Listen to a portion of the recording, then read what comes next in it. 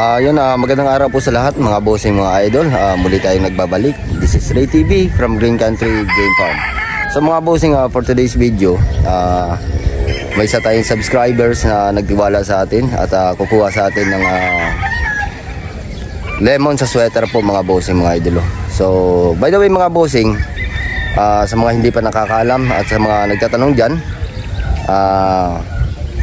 kung ilang beses na tayo nag-champion at kung ano yung mga achievement ng Green Country Game Farm, yung mga kung saan tayo nag-champion at saan tayo lumalaban po mga bossing, mga idolo.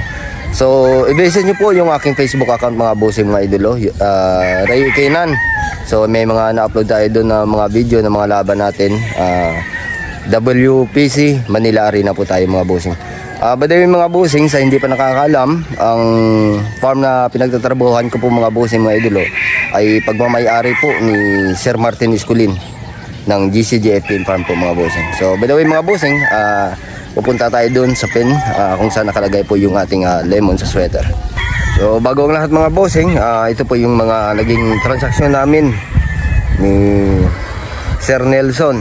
So ito po yung mga conversation namin mga bossing na through online. So ipapakita natin na tayo po ay legit at kinausap ko naman siya na kung okay lang sa kanya na i-upload ko yung mula pag-selection ng kanyang manok, i-upload natin sa YouTube at nag-agree naman siya po mga bossing.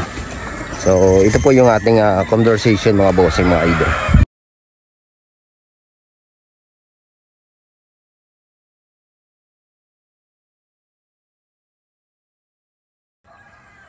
At yun, at sa mga katanungan po ng ating mga subscribers dyan, ito po yung kanilang mga katanungan at sasagutin po natin yan mga boss idolo.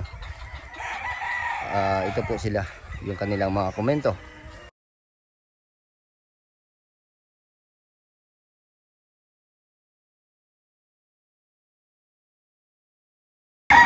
So andito na tayo ngayon mga bossing, sa pen number 8 kung saan po nakalagay yung ating mga lemon sa sweater. So naging conversation namin ni Sir Nelson, bibidyoan ko sana yung mga manok natin ito at ipapakita ko po sa kanya, siya na po mismo yung pipili. So sa kanya naman po, may tiwala siya sa atin.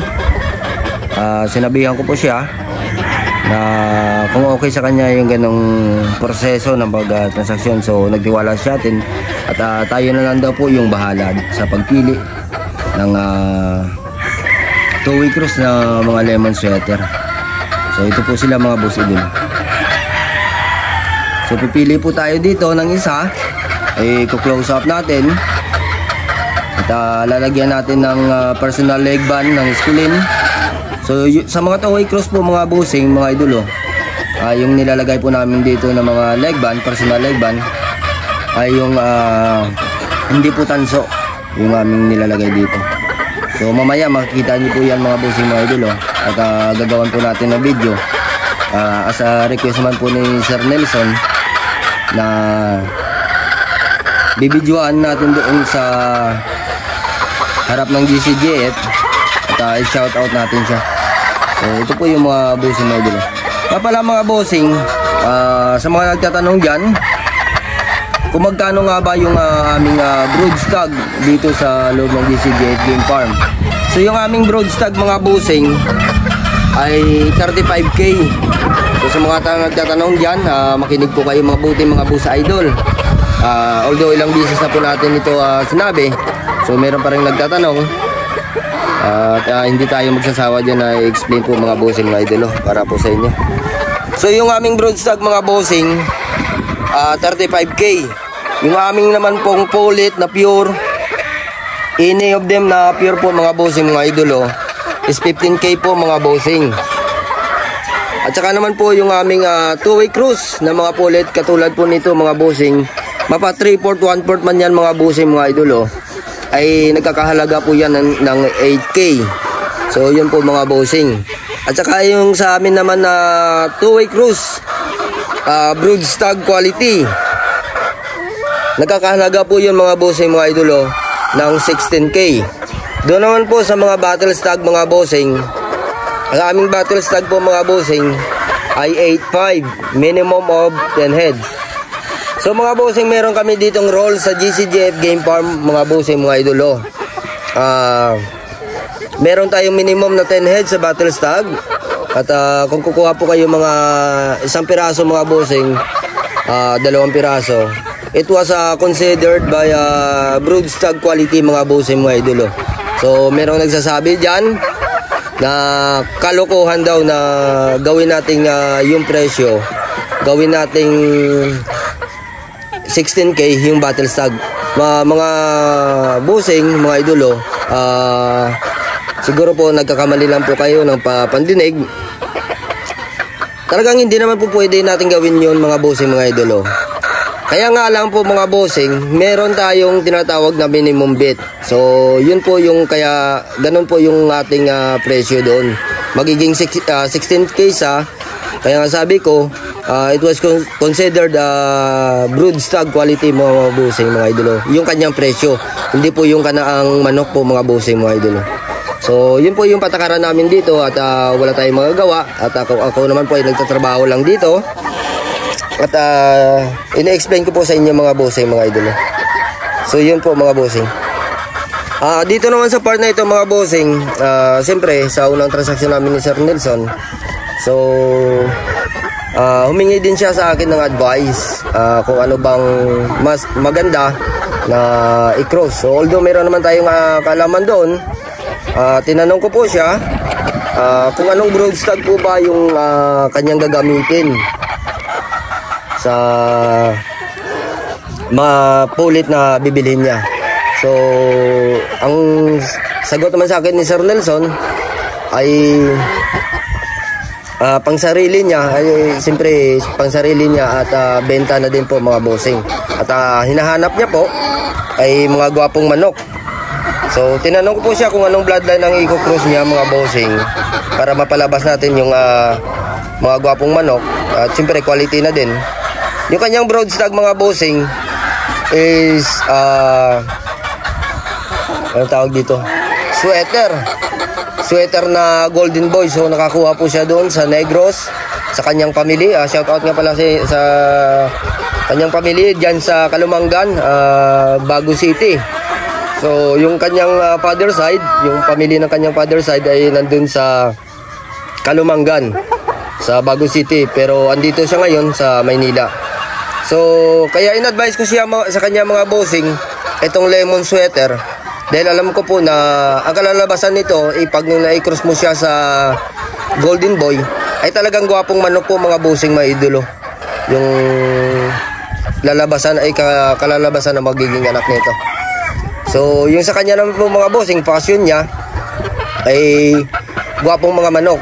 So kaya ito yung nireto ko sa kanya, yung ating lemon sa sweater. At saka dito naman sa Luzon ay siyempre kalimitan ng mga backyard ay hinahanap din po nila yung mga gwapong manok. Real talk na po yan. Yun po yung gusto nila. At saka as a backyard breeder, so mindset natin hindi po kung lalaban man po siya okay naman din po yung kakalabasan nito. Pero sa pagbenta po ng mga manok sa tingin ko mas madaling ibenta yung mga gwapong manok mga bossing mga idolo. Kaya yun din po yung naisip ko at mindset ko sa kanya na sir, kung talagang gusto mo na ipangbenta yung magiging anak nito, ito yung may rekomenda ko sa iyo na ipares diyan sa Golden Boy mo. So yun yung naging advice ko sa kanya mga bossing at nag-agree naman siya doon sa aking paliwanag sa kanya. So ito na ngayon mga bossing, pipili tayo dito, selection tayo ng isa at ipapadala natin sa kanya with legba na po. So kukunin dito yung mga manok on Monday. So ngayon Saturday po ngayon mga bossing mga idolo ay kukunin na ko na yung isa at ibukod ko na po mga bossing para hindi na po mapagpilian ng ating buyer. So sa mga nagtatanong kung meron pang tayong lemon sa sweater, marami pa po tayong lemon sweater dito mga bossing mga idolo. Sa isang pen po nito mga bossing ay 20 heads. So kukunin natin dito yung isa. Ang matitira po nito ay 19 heads po mga bossing mga idol. So kata po natin muna ito at tayo po ay huhuli ng isang piraso dito mga bossing. Sir Nelson, ito na po ang napili ko para sa inyo. Isang lemon sa sweater.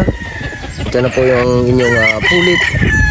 So maraming salamat po sir sa tiwalang binigay niyo po sa amin sa GCGF Game Farm at lalo na po sa akin. So ito na po sir yung inyong lemon sa sweater.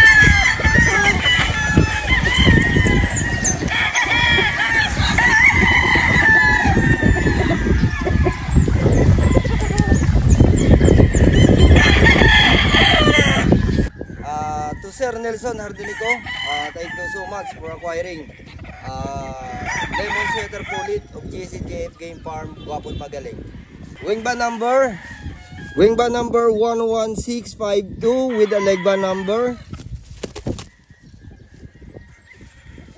6846 leg band number Esculin. Okay. So hanggang dito na lang po yung ating video mga bossing, mga idol.